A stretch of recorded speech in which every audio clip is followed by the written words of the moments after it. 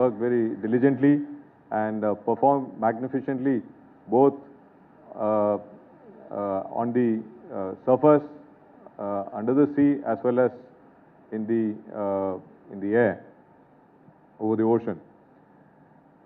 The Navy is followed the motto of being a combat-ready, credible, cohesive, and future-proof force, which has been focused through the approach called the ships first approach. Now, in this, we have focused on our operational assets, be it a ship, submarine, or aircraft, so that the people who man them, that is the men and women who man these operational units, are given total support from all the shore organizations, from the headquarters, etc., so that they can do their job well, because they are the people who are at the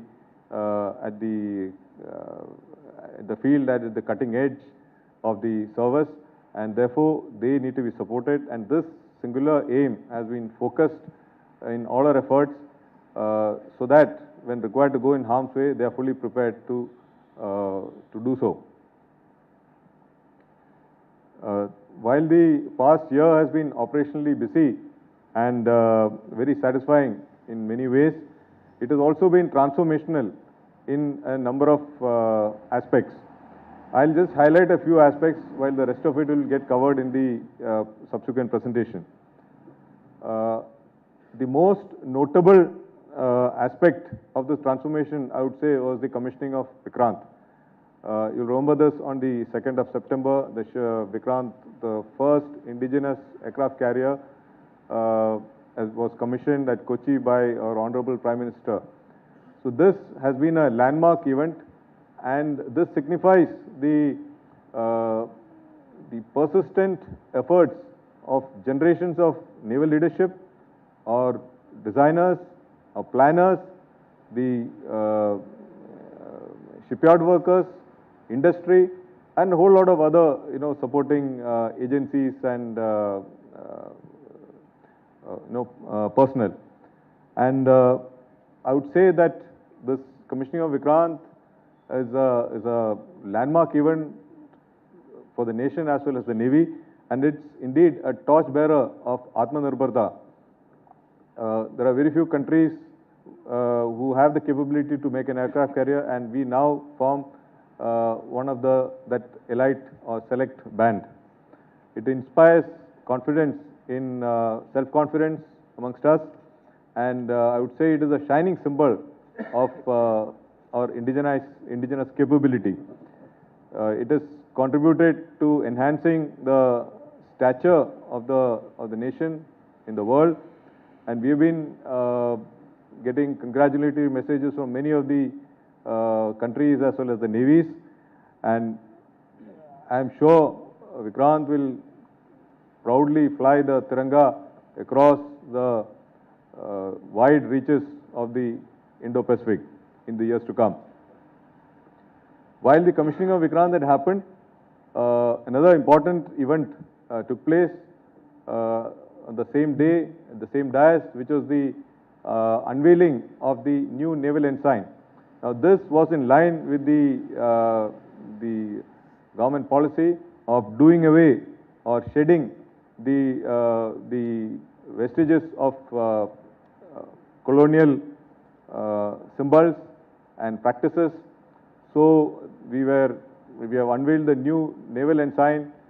In fact, the new design was by one of our own sailors from a ship, which was worked upon, improved, and then promulgated.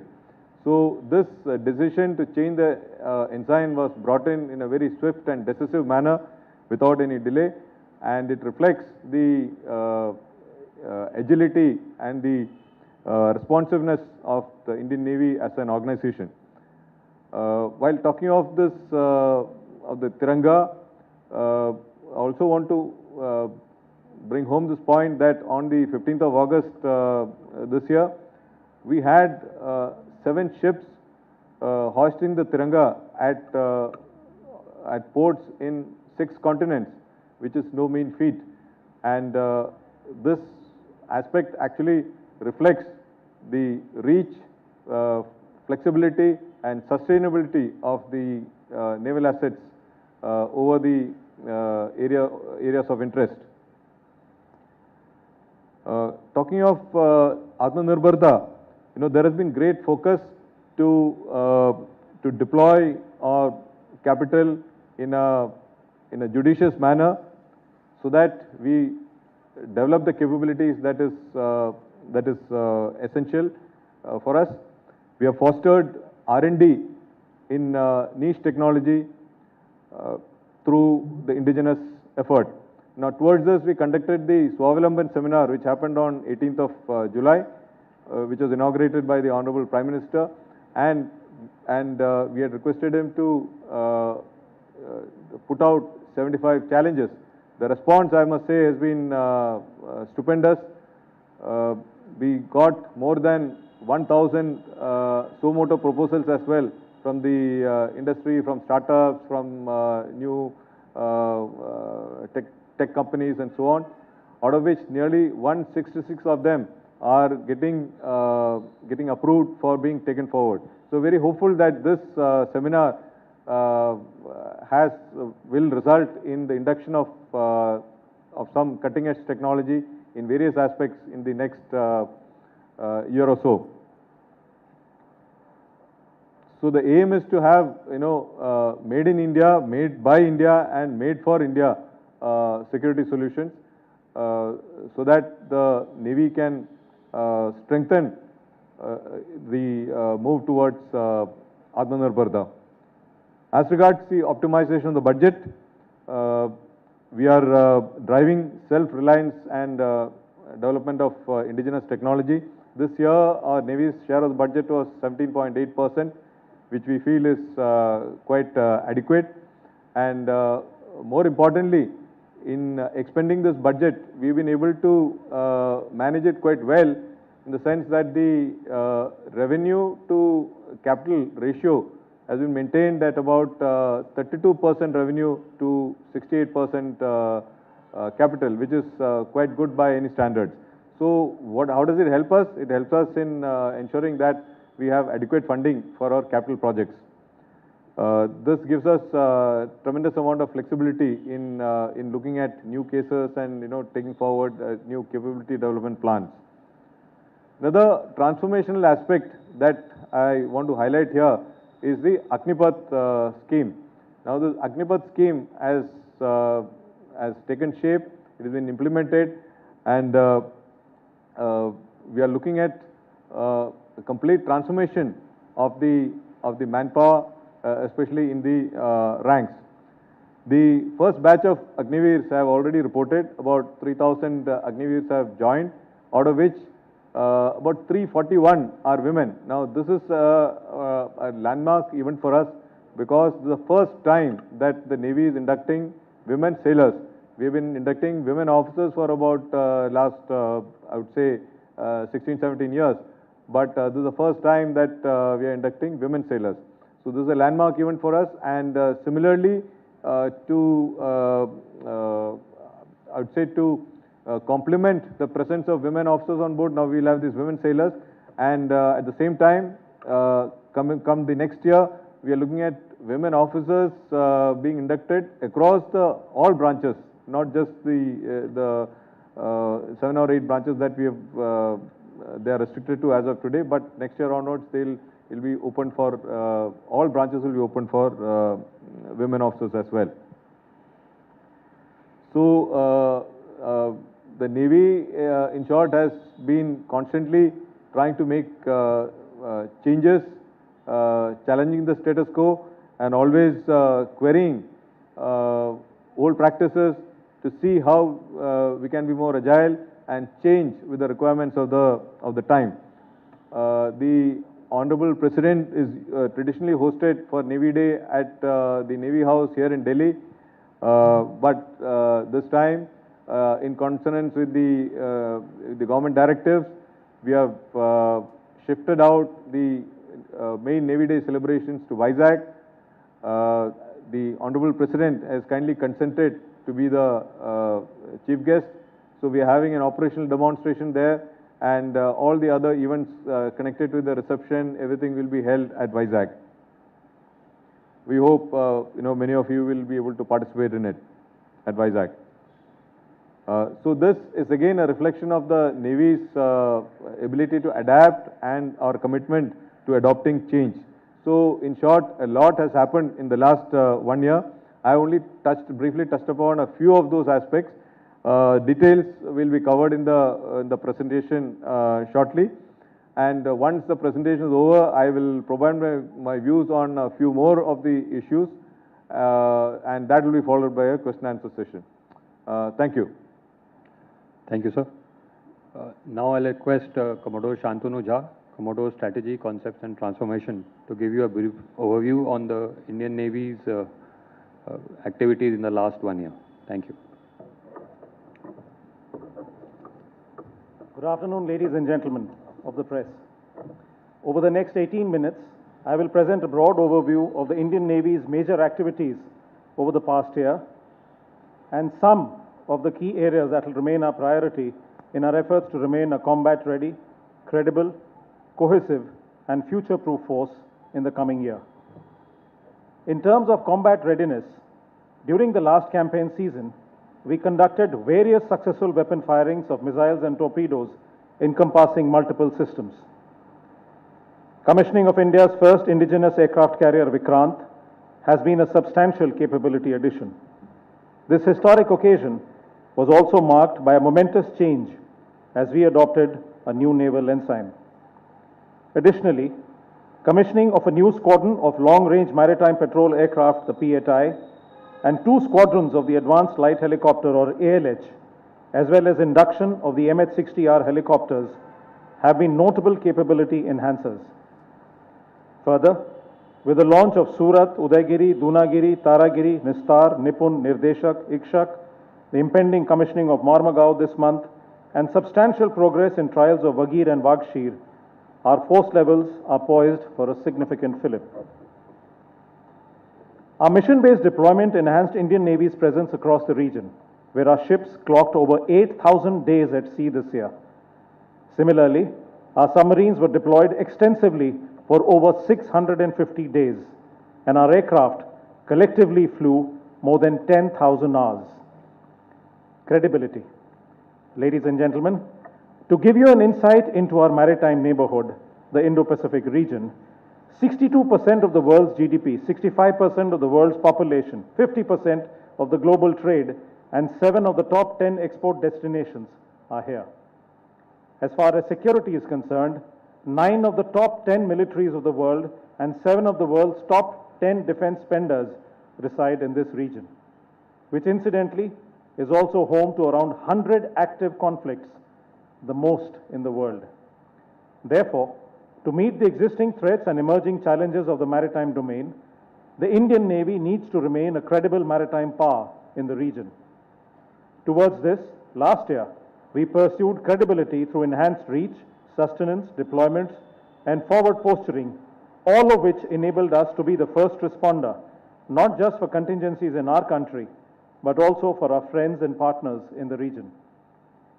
The Indian Navy has remained continuously deployed since 2008 to curb maritime piracy in the Gulf of Aden, with our 101st ship having sailed out just day before yesterday to carry out anti-piracy patrol in that region.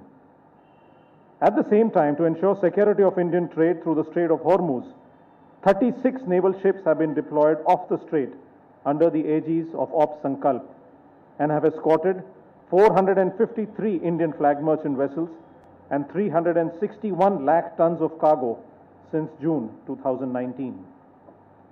In September this year, we also deployed our first unit as an associate support to the combined maritime forces based at Bahrain.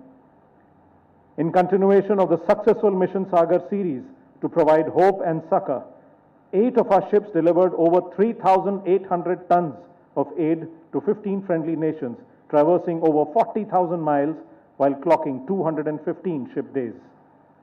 As part of this series this year, Missions Sagar 9 and 10 reiterated India's commitment to the region as Indian naval ships provided assistance to 3 friendly foreign countries through transshipment of humanitarian aid and medicines.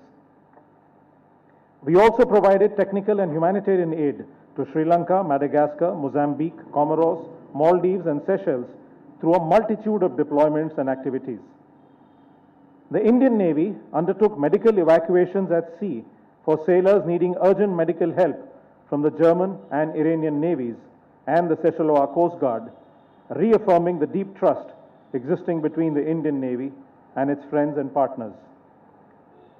Towards improving our collective response to contingencies, the maiden HADR-themed IONS maritime exercise, the IMEX 22, was conducted in March this year, with 4 IONS navies and observers from 16 IONS nations participating. In response to national level contingencies, our ships and aircraft were deployed for many search and rescue operations, including rescuing fishermen in distress, locating an ill-fated Pavan Hans helicopter off Mumbai, and flood relief operations in Andhra Pradesh and Odisha. Towards fostering integration of efforts between all maritime security stakeholders, we conducted the 3rd edition of the large-scale coastal defense exercise, Sea Vigil, which saw participation from 9 coastal states, 4 union territories, and multiple central and state government agencies.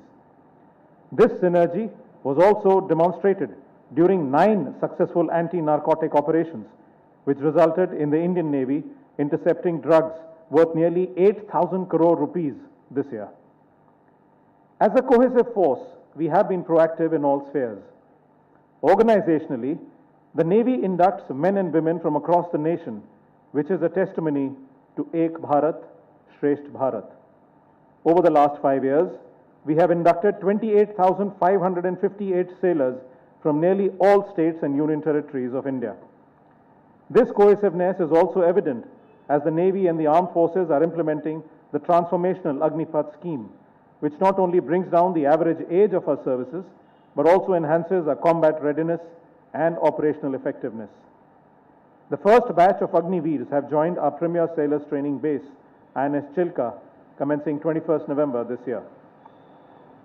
Earlier in October, the Navy had notified opening of many sea-going branches, cadres and specializations, including special forces, diving and hydrography to women. And in continuation of this policy, as part of the Agnipath scheme, the Navy is inducting women sailors who are now eligible for entry into 29 trades, including sea-going branches. And as we speak, 341 women have already reported for training. For militaries across the world, one of the best indicators of their josh and morale is a ceremonial military parade. And it was indeed a proud moment for Team Navy during Republic Day 22, as we were awarded the service's Best Marching Contingent trophy. The highest military honor for any armed forces unit is the award of the President's Standard and Colors.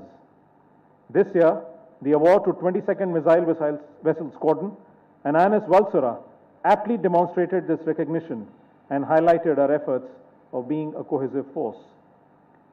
The Navy conducted the Indian Navy quiz, Think You, an endeavor to foster maritime consciousness amongst our youth. The quiz accorded us a wonderful opportunity to engage with bright and enthusiastic students from over 6,432 schools across the country. It was also an effort to awaken the maritime Indian that we believe resides deep within all our citizens. The Navy's welfare organization, NAVA, was renamed this year to Navy Welfare and Wellness Association. The gender-neutral name highlighted our efforts towards community development. Additionally, NAVA's initiatives such as early intervention centers and SSB mentoring for naval wards are fostering greater awareness amongst the naval community. While all these initiatives facilitated greater cohesiveness internally, externally too, we remained engaged with friendly foreign countries to shape a favorable maritime environment. Successful conduct and participation in 18 bilateral and multilateral exercises provided extensive interactions at sea, while 50 maritime partnership exercises spanning a wide swath around the world aided in enhancing our interoperability. Similarly, through 4 coordinated patrols and 12 EEZ surveillance missions, we were able to address common challenges in our immediate neighborhood as we sought regional solutions to regional problems. 6 hydrographic surveys undertaken for our friends in these waters have served to strengthen our trust and cohesiveness with our valuable partners. Our initiatives like the Goa Maritime Symposium, the IONS Preparatory Workshop, and the Indo-Pacific Regional Dialogue, as well our participation in international events such as the Western Pacific Naval Symposium in Japan, the Shangri-La Dialogue in Singapore, or the CPAR Conference in Australia, to name a few, have all aided in developing convergences with friends and partners. Conduct of the 11th edition of Milan 22 at Visakhapatnam witnessed participation from 39 countries and drew wide acclaim. Further, the Information Fusion Center at Gurugram has established itself as the hub of maritime security information in the IOR through white shipping exchange agreements with 24 countries and 1 multinational construct. International liaison officers from 11 countries have already joined the center, and more are likely to join shortly. To further strengthen information exchange, we have obtained sanction for the National Maritime Domain Awareness, or the NMDA project, which aims to integrate and share information amongst 7 Government of India ministries and more than 15 other agencies. We pursued future-proofing through sustained commitment towards Make in India and Atmanirbharta. All 29 ships and submarines commissioned into the Navy over the last 7 years have been built in India. Further, of the 45 ships and submarines currently under construction, 43 are being built at Indian shipyards, and these include the P-15 Bravo destroyers or the P-17 Alpha stealth frigates. Out of the 6 submarines of the Scorpene class being built in India, 4 have already been commissioned, while the 5th, Vagir, will soon be. We have obtained acceptance of necessity, AON, for 75 projects. Of these, 89% of cases by value are for indigenous development, translating into rupees 2,14,122 crores being plowed back into our economy. Unveiling of 75 challenges through Sprint at the Swavlamban seminar earlier this year was a step in the right direction and has witnessed overwhelming response from the industry. Over 1,100 proposals were received and 333 firms and MSMEs were shortlisted. 118 firms were declared winners in the DISC-7 Sprint and Prime challenges. Some of the capabilities we seek to induct are as shown on the screen, like a firefighting bot and an autonomous target, amongst others. While the Navy remained a combat-ready, credible, cohesive, and future-proof force, we also contributed significantly to nation-building, or Rashtra Nirman, in many ways. In this regard, while I have briefly touched upon aspects related to Sagar, Atmanirbhar Bharat, and Nari Shakti, the Navy has also been proactively engaged in numerous other initiatives as well, as shown on the screen. I will cover just a few of them. Startup India has been a specific focus area, and in the last year, we supported, funded, and handheld more than 35 startup and MSMEs for various projects towards developing niche technologies or products for the Navy. We also participated in the Defence India Startup Challenge DISC through IDEX, wherein 19 problem statements are currently being progressed through 24 startups. Similarly, towards the Digital India initiative, the Navy has taken great strides through implementation of the Naval Communication Network program, providing seamless communication and delivery of digital services to naval bases across the country.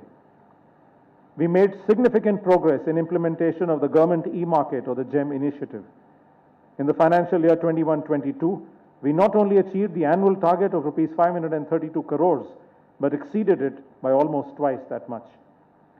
Our thrust on Digital India has been across various spheres, some of which are shown on the screen. The Indian Naval Digital Library, for instance, is also a key enabler in making the Indian Navy a learning organization. We have also been proactive in driving Skill India.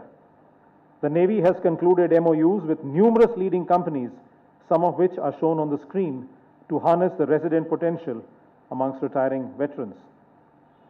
At the same time, we have also focused on upgrading our niche training institutes to Center of Excellence.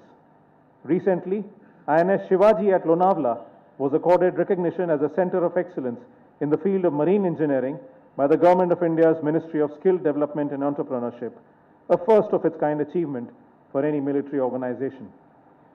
A landmark MOU was also concluded in June between the Director General Shipping and the Indian Navy towards recognizing Indian naval training through award of a certificate of competence, facilitating transition from the Navy into the Merchant Marine.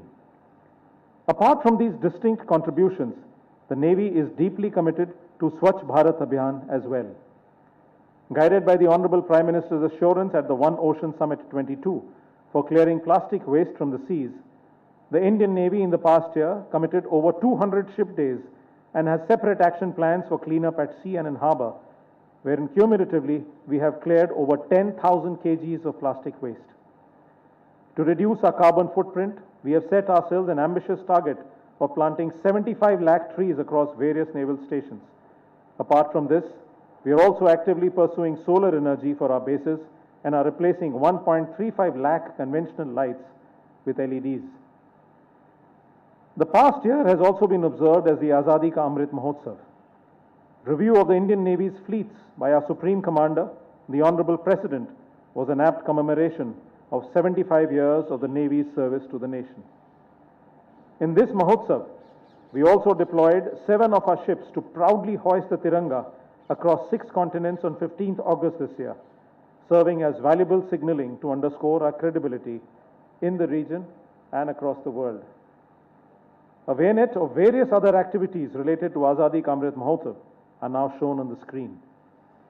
The exhibition of a monumental national flag at Mumbai was inspirational in many ways for our citizens.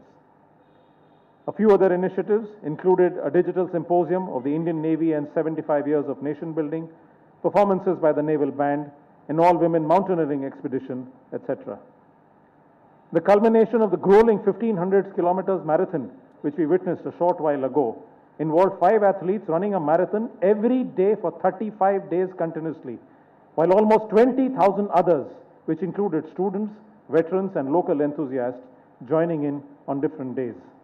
This, ladies and gentlemen, epitomizes our unwavering focus on physical fitness, which is also reflected in Khelo India, where our efforts have borne fruit and also brought India accolades on the international stage.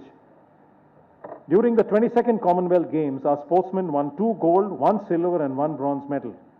Performance of naval sportsmen during the 36th National Games was also noteworthy, where they came away with the highest ever medal haul by naval athletes. Similarly, our performance at the Services Championship has also been a source of inspiration for the entire naval fraternity. Ladies and gentlemen, I have covered the Navy's major activities in the past year, showcasing that we stood poised and prepared to address every challenge. At the same time, while our military preparedness was at the highest levels, the Indian Navy also remained enmeshed with key Government of India initiatives. In a sense, remaining a combat-ready, credible, cohesive, and future-proof force, standing ready in service of the nation, any day, anytime, anywhere. With that, I conclude my presentation. May I now request the Chief of Naval Staff to kindly address the audience.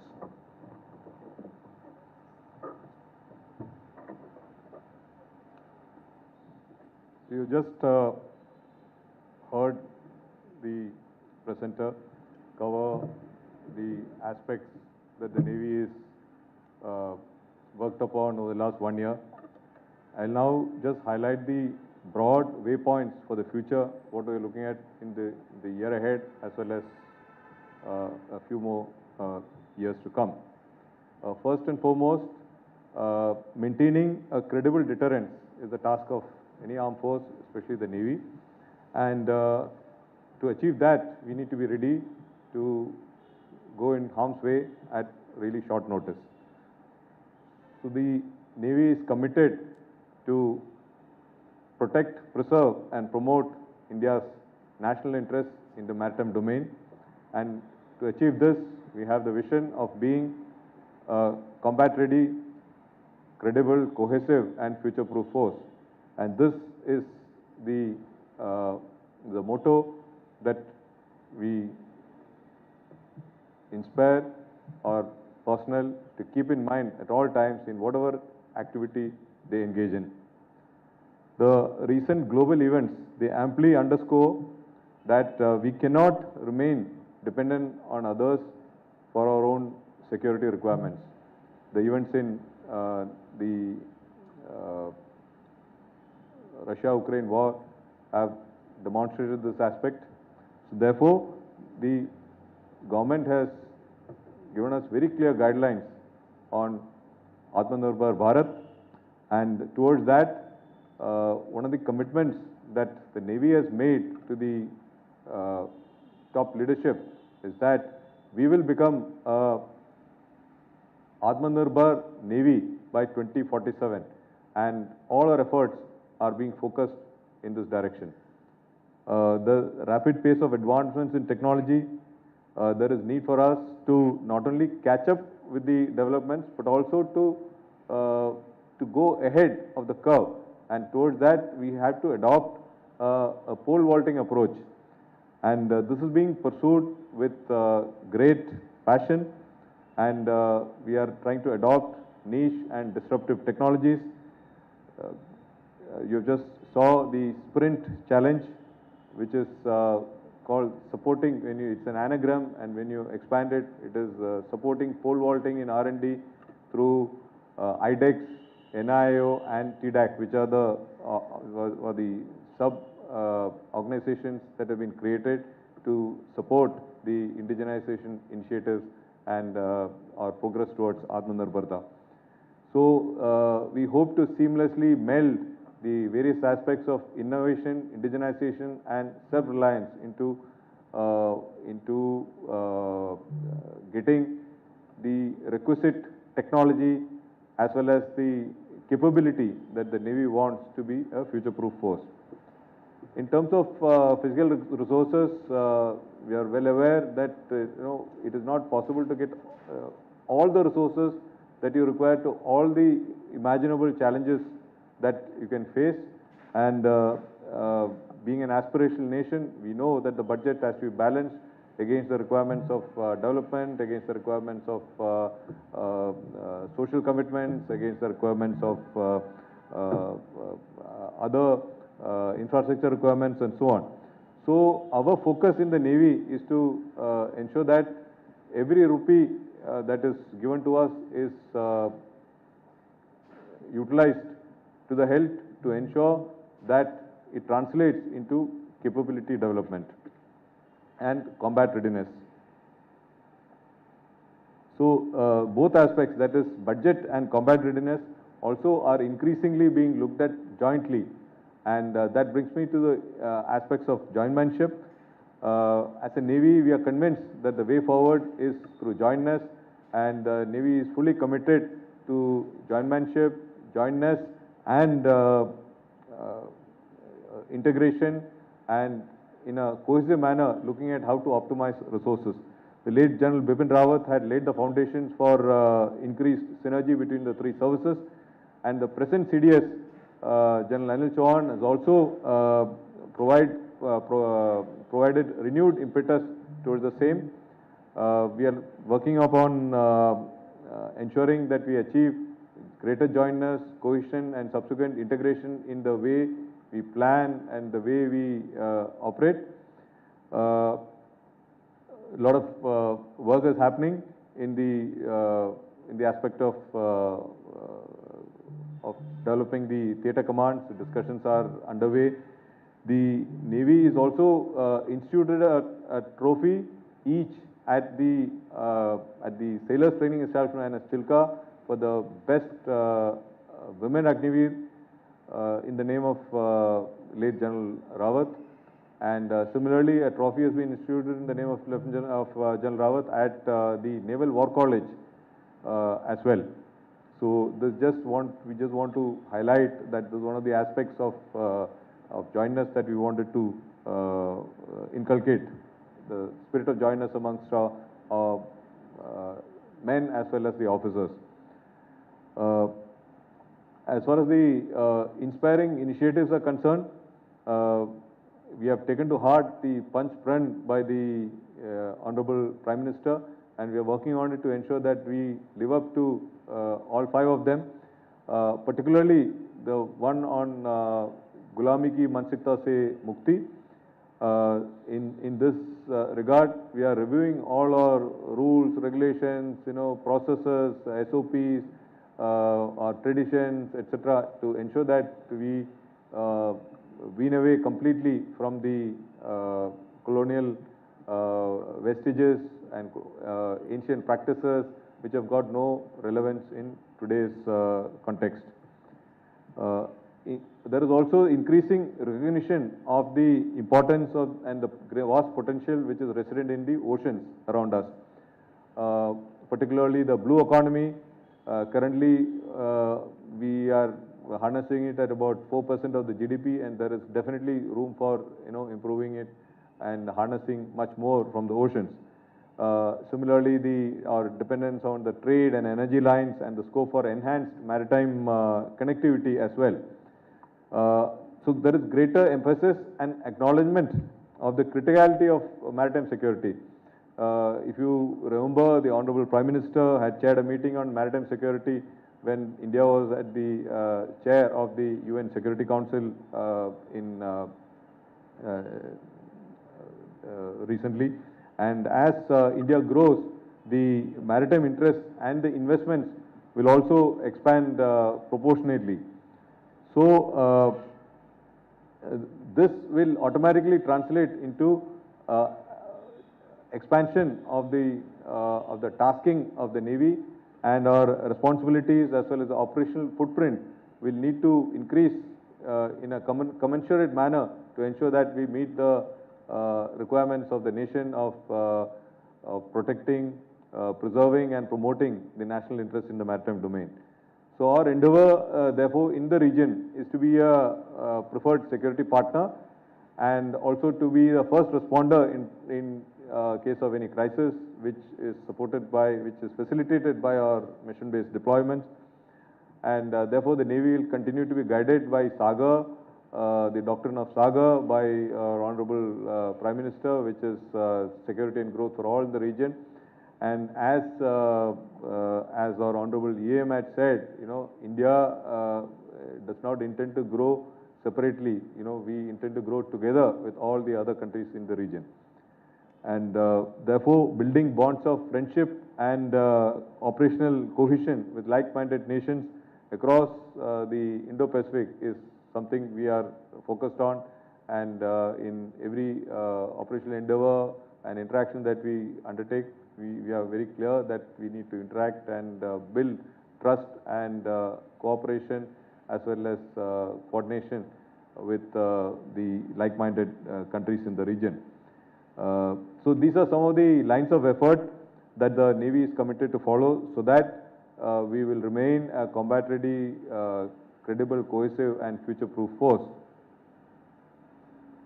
So now, before I take on any questions, I must compliment the media for efforts in kindling maritime awareness across the length and breadth of our country, and for keeping our fellow countrymen informed well about the developments in the maritime domain, as well as educating them about the Indian Navy and what we do at sea. And lastly, I wish to convey the Navy's eternal gratitude to our veterans, some of them who are present here as well, who sailed these waters much before us.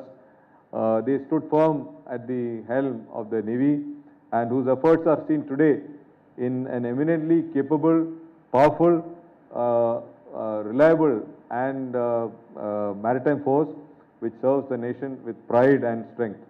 So thank you for your time. Jai Hind. I'm now willing to take on questions. Thank you, sir. We'll commence with the Q&A session. I'll request you to wait for the mic to come to you and ask one question at a time. Mr. Ajit Dubey.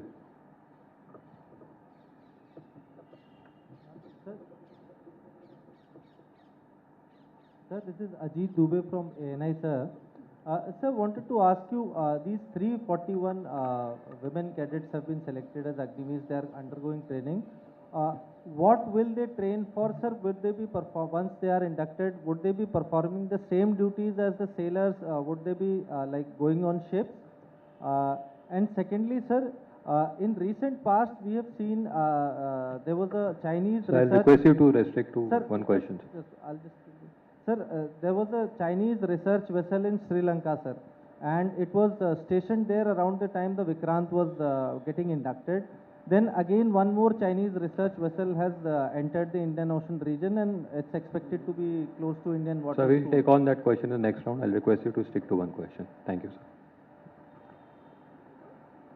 Okay, I'll answer the question on the Agniveer. You're right, we have inducted 341 women Agniveers now. As I said, this is the first time women are being inducted in the ranks. I want to tell you that we are not inducting women, separately. They are being inducted in the same manner as their male counterparts. It's a uniform method of selection. They undergo similar, tests, whether it's physical endurance and etc. And our aim is that they perform the same job as what is expected. They will be deployed on ships, they will be deployed on air bases, they will be deployed on aircraft. So they will be trained for everything the way a normal sailor so far has been trained. There is going to be no difference in the training. So we see that it will be looking at being a gender neutral force where we only look at the capability of the individual and what he can do for the service, he or she can do for the service. Sir, the Chinese research vessel part, sir, what is the purpose of that vessel in close to, and what is the Navy going to do about it, sir? There are a lot of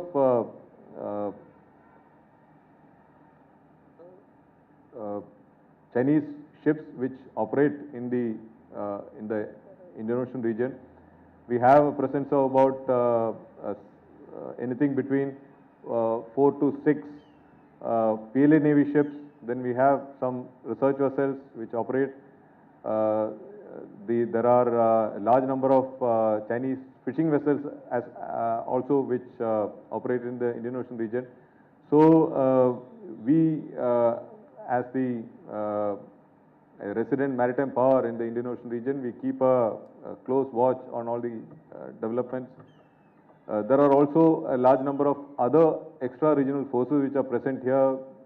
Nearly 60 odd extra-regional forces are always present in the Indian Ocean region. So you are aware that it's a vital region where there is fair amount of large amount of trade which transits. There is energy flows that happen through this region. So therefore, it's an important region, and there are extra-regional forces which are present here. Our job as a Navy is to see that India's interests in the maritime domain are protected. So towards this, we keep a close watch. We track them, and we see that they do not undertake any activity that is inimical to our interests. Thank you. Mr. Siddhant. Siddhant from Beyond. My question to you is, how do you see the role of Quad in the Indo-Pacific? Do you see Quad having a military dimension as well? See, Quad is just a coming together of like-minded nations, which has been elaborated quite well by our Honorable External Affairs Minister time and again. It is a coming together of nations which have of democracies which have similar values, and we look at aspects like combating providing humanitarian assistance, disaster relief. The pandemic was one such incident where a lot of cooperation and coordination had happened to support the other countries in the region. So it is not an alliance, it's not a military treaty or anything like that. It is purely a coming together of nations who got similar interests in ensuring that we benefit from close cooperation with each other in exchanging of ideas, in exchanging of capabilities that we have, and so on. Ms. Uma Siddiqui. Good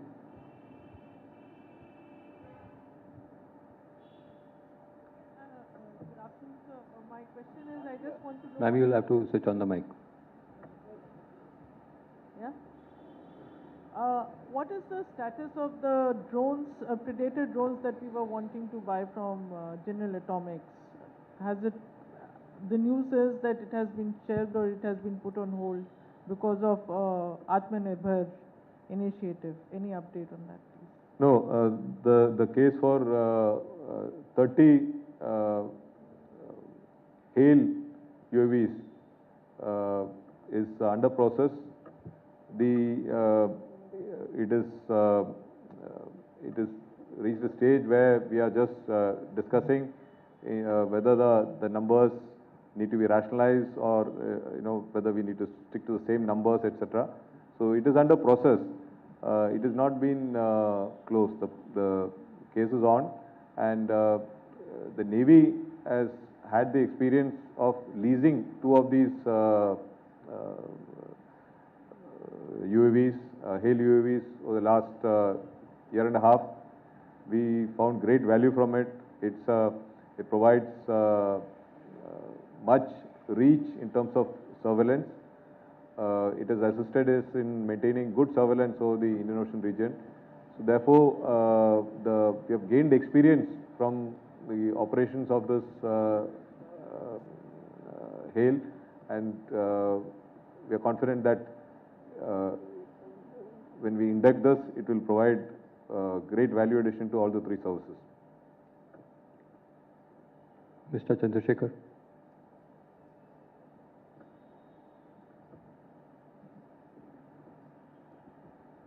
Good morning, sir. Chandrasekhar from Delhi Defense Review. In the recent past, we've had these coastal exercises with the states bordering the coast. Is the Navy going to be looking at somehow collectively impaneling the fishing vessels that are operating?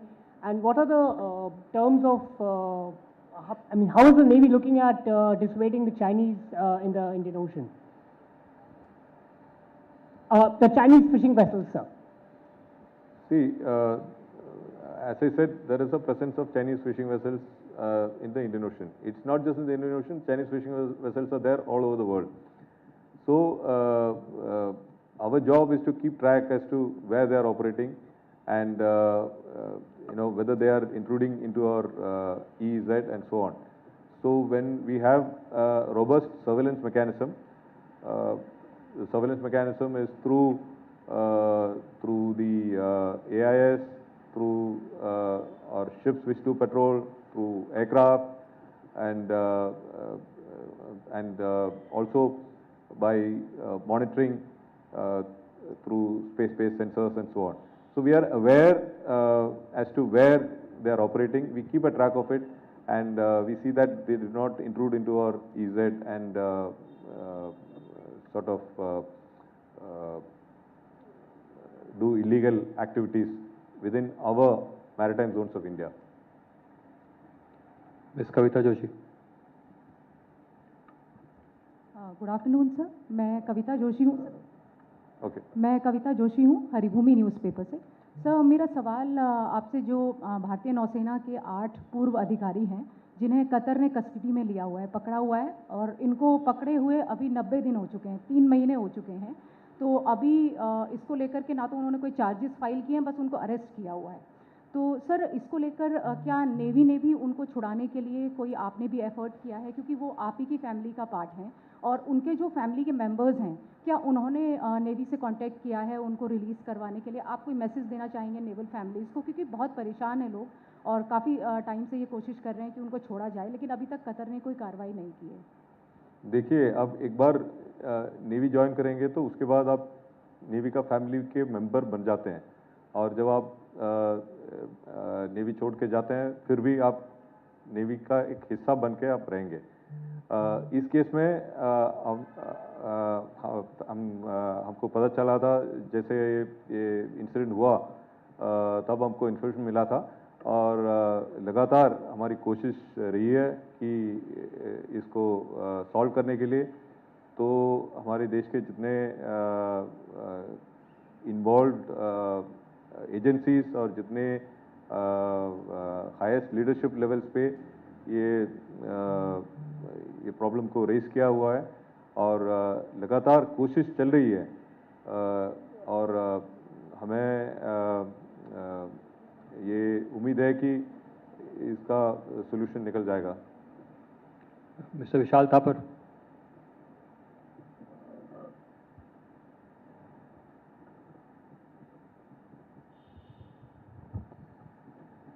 Good morning, sir, and Navy Day greetings to you. I'm Vishal Thapar from Business World. Sir, you mentioned that the Indian Navy will be an Atmanirbhar force by 2047. What are the landmarks on the road to Atmanirbharta by 2047? And how do you visualize this transformation? I mean, you already told us that all the ships and submarines inducted in the last 7 years, they are all Indian, and 43 of the 45 platforms are also being sort of processed on Indian shipyards. So just to repeat my question, what sort of a transformation do you envision, and what are the important significant landmarks on the road to 2047? Thank you, sir. In the vision that we have, we see all our ships, submarines and aircraft being completely Indian. Okay, so that is the vision we have set for ourselves. That's the promise that we have made. Now, how to work towards it? As far as our combat platforms are concerned, we have three aspects. That is, especially for ships and submarines, float, move, and fight. These are three components, distinct components of the maritime assets. So, as far as float component is concerned, we are almost above 95%. So that is, we make the steel, we have the capability to do the welding, joining them together, and all aspects for the float component are there with us. As far as move component is concerned, we are at about 60 to 65%.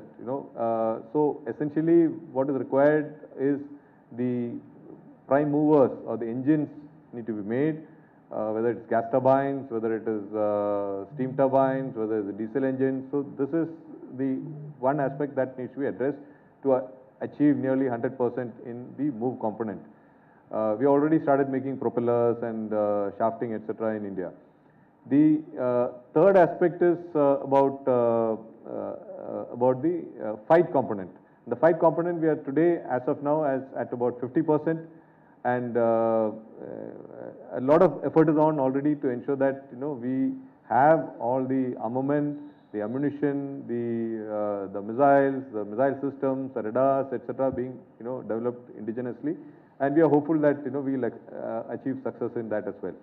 Coming to the aviation part of it and the submarines, you are aware we have an indigenous submarine building program. The 75 India is 75 is nearing completion. We have 2 more boats to commission, which will happen in a couple of years. And the 75 India program is also being taken forward so that we develop the indigenous expertise in the country to design and develop submarines as well. The third part of it is, of course, the aviation element.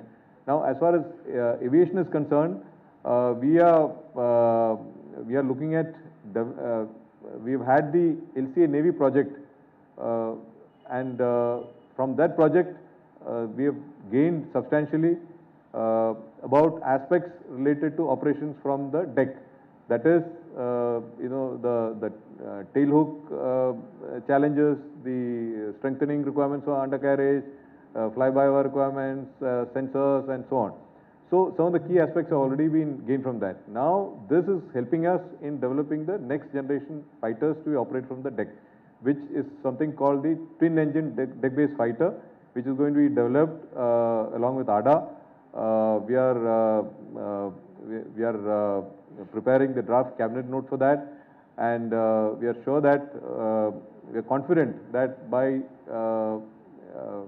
2026 we should have the prototype. Maybe it might get delayed by 6 months or 1 year, and thereafter production by 2032. So this is the broad plan, and therefore we are fairly confident that by 2047 we will have all these things in place.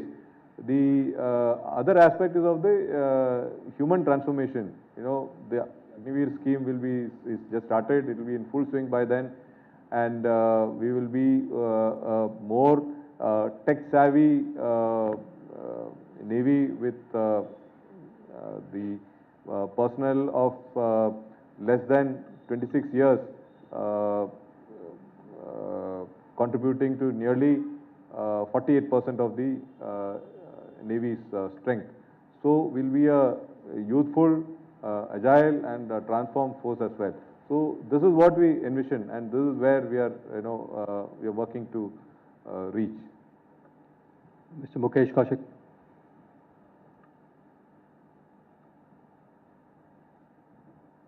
Sir, Mukesh Kaushik from Dainik Bhaskar. Sir, recently China conducted a conclave of littoral states of Indian Ocean region, and we are hearing that 19 states took part in it. The only state which was not littoral was China host itself, and India was not invited.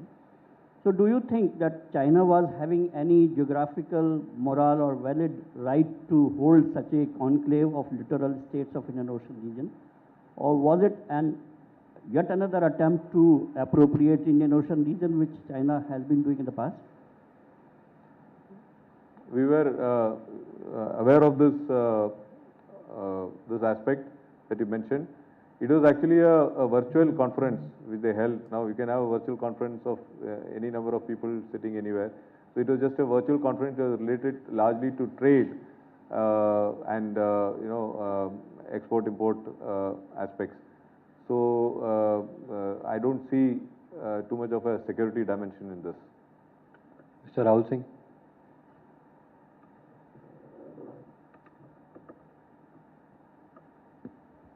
Officer Rahul Singh from Hindustan Times.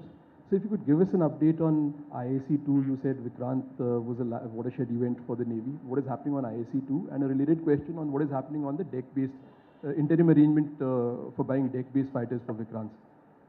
See, IAC-2, we are still working on, what size it should be and what are the capabilities that are desired, etc. But right now we have put a hold on it because we have just commissioned the Vikrant. We are quite happy with the ship, the way the ship performed in the trials.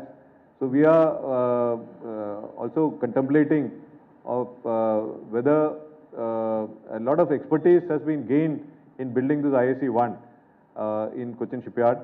A lot of ancillary industries have come up, and this is really Atmanirbharta in full bloom. So we are also currently examining whether we should look at a repeat order of the IAC instead of IAC-2 of IAC-1 instead of going for an IAC-2, to capitalize on what is the expertise that is available in the country and how we can plow back into the economy. So this is all right now at discussion stage. We are not yet firmed up our mind, nor have we taken it to the government. And as far as the fighters for deck-based fighters are concerned, I explained to you already the twin-engine deck-based fighter program. But that program, as you are aware, will come in only by 2032 and beyond. So we feel there is a gap now because the MiG-29K are limited in numbers. There are not much supplies forthcoming. New ones forthcoming, etc. So therefore, we are looking at an interim solution. So towards this, there are two deck-based fighter aircraft which we feel were suitable. We have done the trials of the Rafale maritime version as well as the F-18s from the shore-based test facility at Goa. The OEMs had brought the aircraft and done the trials. They have submitted the trial report, and the trial reports are under evaluation, and thereafter we'll take a call as to what is in our best interest. Mr. Abhishek Balla. So good afternoon. So in your opening remarks, you mentioned in context of the new naval ensign that a lot of colonial traditions are under review.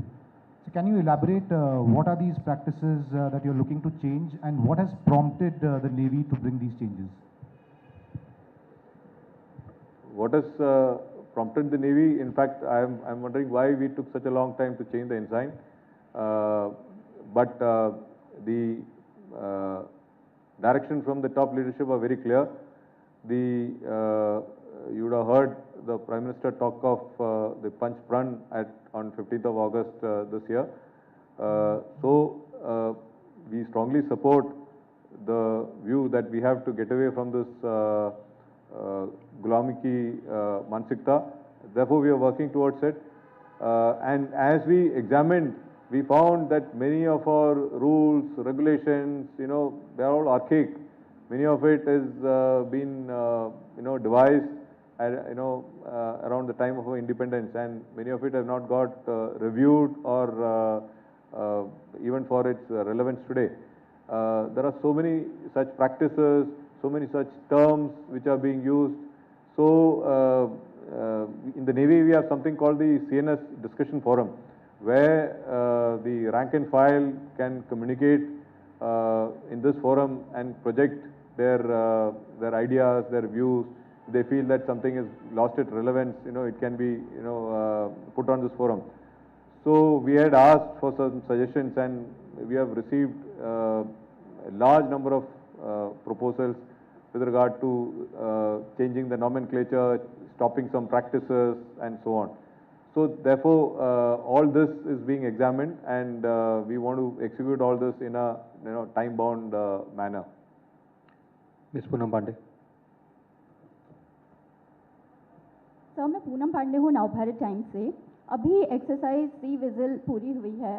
Sir जब हमने शुरू की थी exercise और अब में कितना फ़र्क आया है, क्या क्या चीज़ें थी जो उस समय आपने आइडेंटिफाई की थी कि वो गैप भरना है, लूप होल्स जो भी आपको मिले, और अब में अगर हम 2-3 साल में देखें तो क्या क्या चेंजेस आए जो इस सी विजिल एक्सरसाइज में हमने देखे कि वो कमियां दूर हो गई हैं?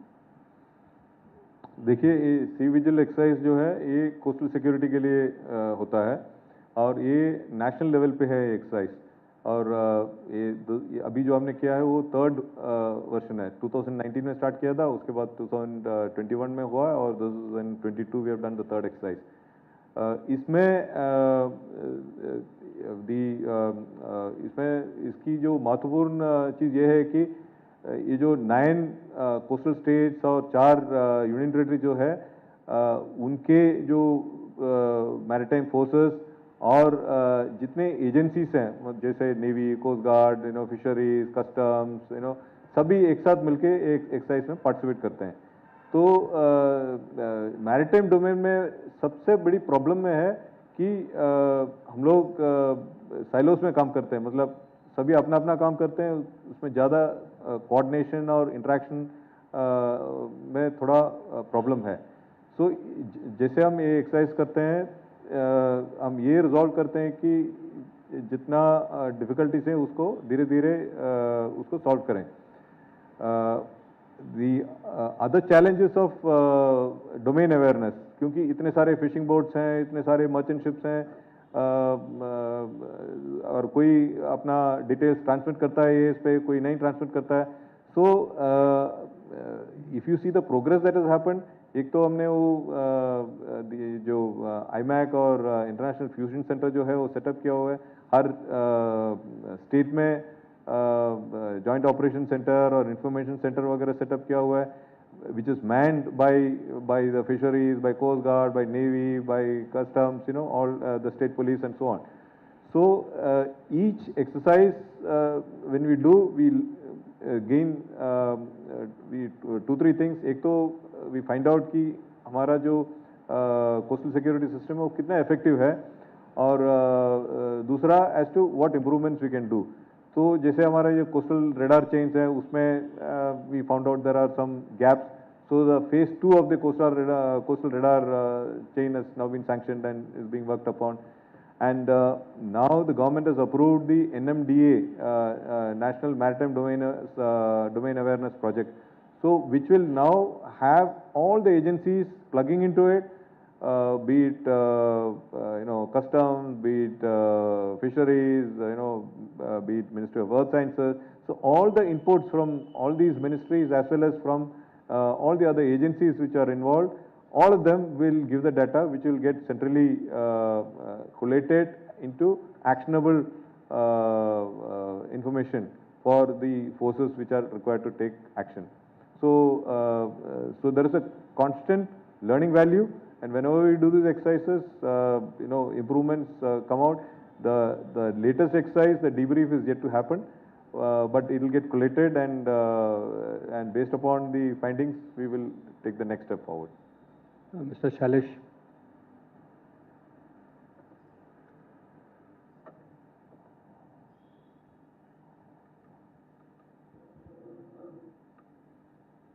Sir, good afternoon, sir. I'm Shailesh from National Defense.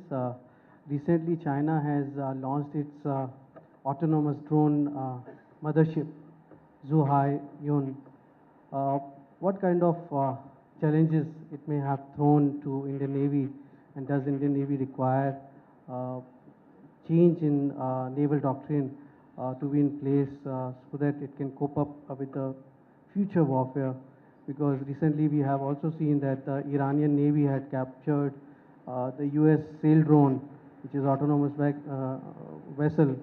So this Chinese vessel would be having drones which would be able to operate land, sea and in air, and could be a research vessel which can also turn a military vessel as per experts.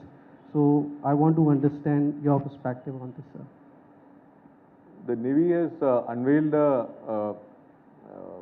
roadmap in 2021 in October by the Honorable Raksha Mantri on unmanned systems. So this happened that time, and then this year during the Swavalambhan seminar itself, we have also unveiled the requirements for the future for the unmanned systems, the technology that we are looking at for the Navy. So this also has been disseminated to the industry. So they are working on it. So we are looking at unmanned, not just aircraft, unmanned surface vessel, unmanned underwater vessels, and so on. Fair amount of work is already in progress. We have also, achieved some success in developing unmanned underwater vessels as well. And drones, you are aware, substantial progress has been made, and we have now tested them for operations from moving platforms at sea. So we are working on the doctrine of manned-unmanned teaming. While unmanned systems are there, and we have been operating unmanned systems like the UAVs for quite some time now, and we have adequate expertise on that. But we are looking at unmanned aerial combat vehicles, and similarly the surface as well as underwater vehicles also will be capable of not just surveillance but carrying out missions including combat. So this is the future, and the Swavalambhan seminar, some of the challenges involved the unmanned systems and as well as manned-unmanned teaming. So this is being progressed, and as I said, the roadmap has already been promulgated. The requirements have been given to the industry as well. We are hopeful that we will make headway in this. Now, as to how to exploit them and how to fight the future war, that is what we are studying, and we'll come out with the necessary changes in the way we fight. Mr. Snehesh Philip. Sir, Snehesh here from the print. Sir, on the theatrization, what efforts are on? If you could give us an update on where do we stand as of now, and how soon can this be implemented, sir? See, theatrization is something that will that'll take a finite amount of time. Earlier, various studies were ordered for the three services with regard to the theatre commands. Now, all those studies have been done and they have been submitted. Then, in between, unfortunately, we had the demise of General Rawat, and therefore, while the work continued, decisions could not be arrived at probably. But now with the new CDS in place, discussions are on with the services on the basic principles of theaterization and as to how we go forward. So work is on, and we are hopeful of seeing progress in the months ahead. Mr. Manish Kumar Jha.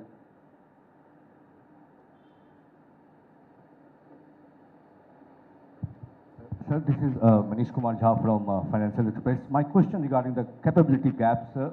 First, since 2004, we're talking about 24 minesweeping vessels, which is so critical for the safety of boats, port, and also the marine trade of India.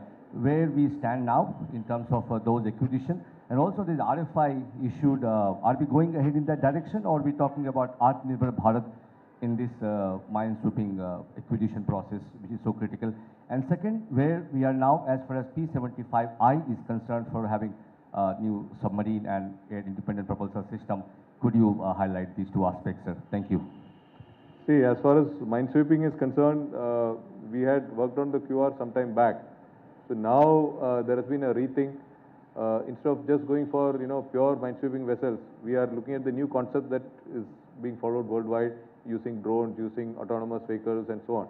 So we are looking at a new concept of a mothership with autonomous systems. A mothership with autonomous systems which can do the mission.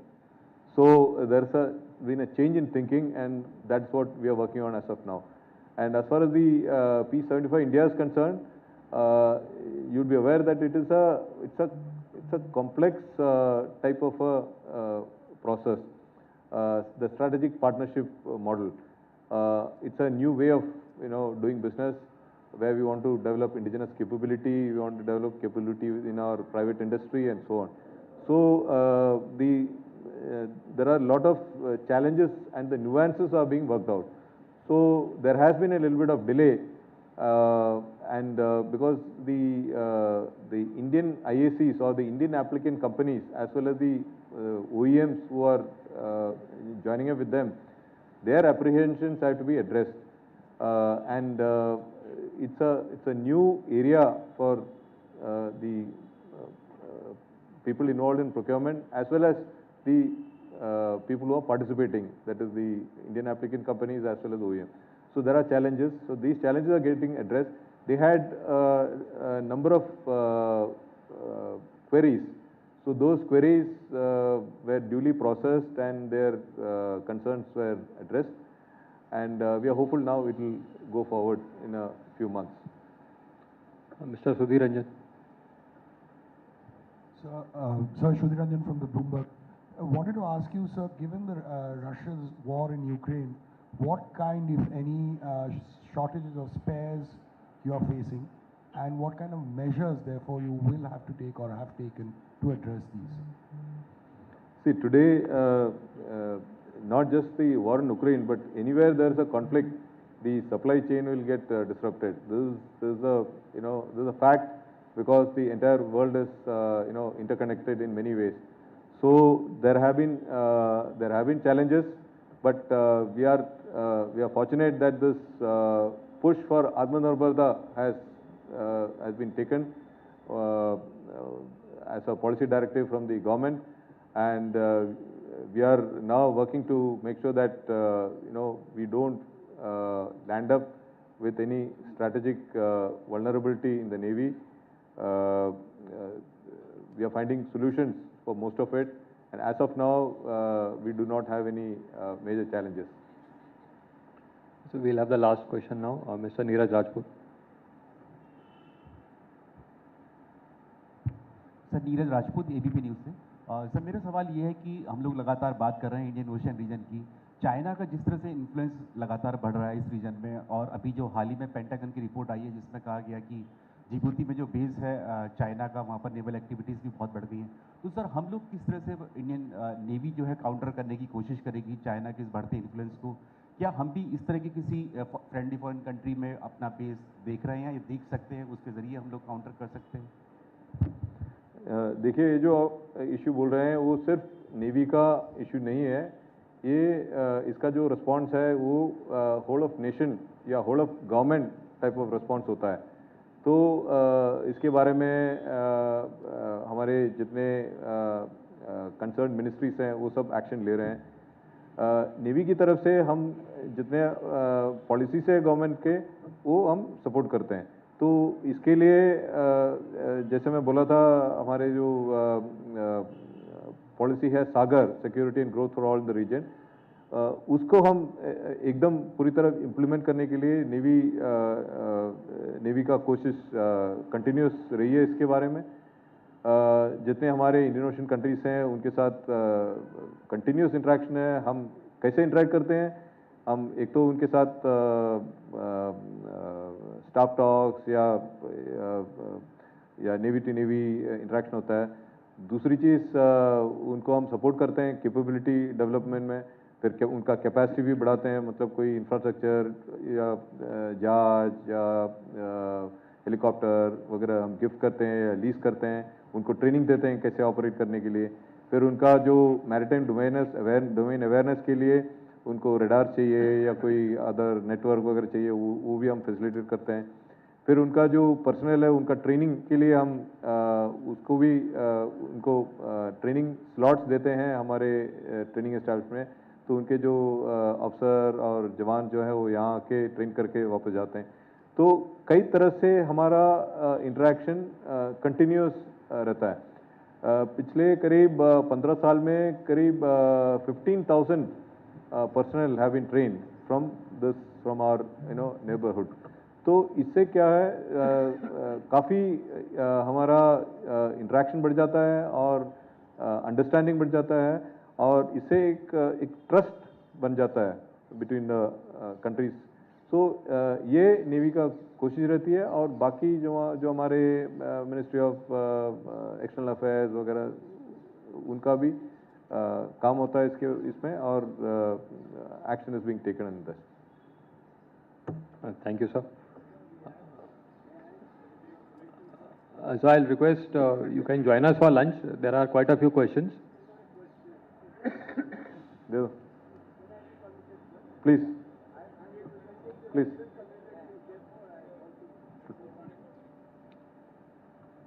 Sir, in conjunction with the question that has been raised by the lady about few veteran officers held in custody in Qatar, I just want to say that not just for this incident, but for all other matters, we as a retired community have been continuously being supported in a most compassionate manner when it relates to our welfare and well-being of this community. So, sir, I would like to take this opportunity to place on record the gratitude of our to our parent service, the Indian Navy. Now, as to coming to this issue, I just want to say that many things it's not possible to be come out in the open domain, but I am personally aware this kind of support that Chief of the Naval Staff, his principal staff officers, and everyone who have been so compassionate about this episode, and they have left no stone unturned to pursue this matter and to seek early release or settlement of this case.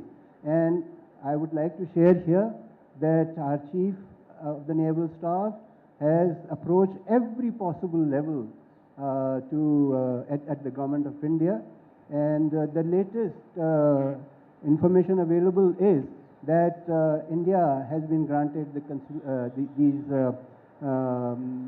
those who are held, they have been granted consular assistance at the behest of our External Affairs Ministry. So thank you very much, sir, for all this very kind support to us. Thank you, sir. Now I request all of you to join us for lunch. हमारी navy में एक saying है कि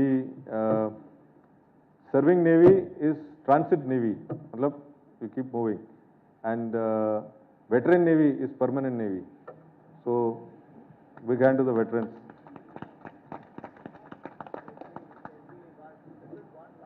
या please mic.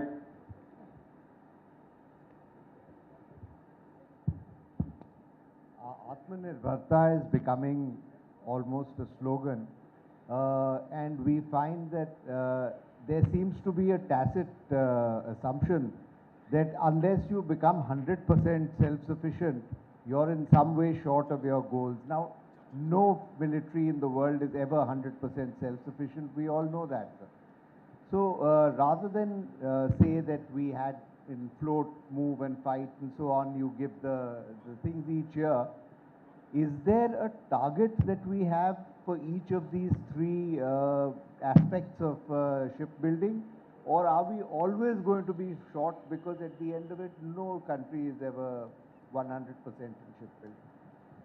Yeah, you're right. There will always be some things you will have to get from others because we are in an interdependent world.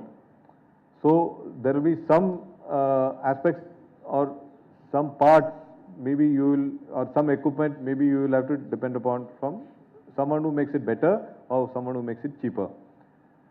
But the key is that, is it a very vital component? The most vital component should be made in our country. Okay? So it cannot happen that we do not have an engine, we do not have, a weapon system, etc. So definitely, weapons need to be made in India. Some components of that may come from outside, but so long as it's not a key component and it will be available even in times of a conflict, then that is acceptable. So that is the thought process of the government. Everybody is aware that it is not possible to make 100% everything in just one place. But there should not be any key vulnerability. That has to be avoided. So therefore, at the component level, if there are say chips, etc., which are which are required for a particular system, but they are commercially available, and there is no fear of an embargo or that not being available, then of course we can use them. There is no problem. So we are aware of this, and that is how we are working towards it. Thank you, sir. Kindly join us for lunch. Thank you all so much.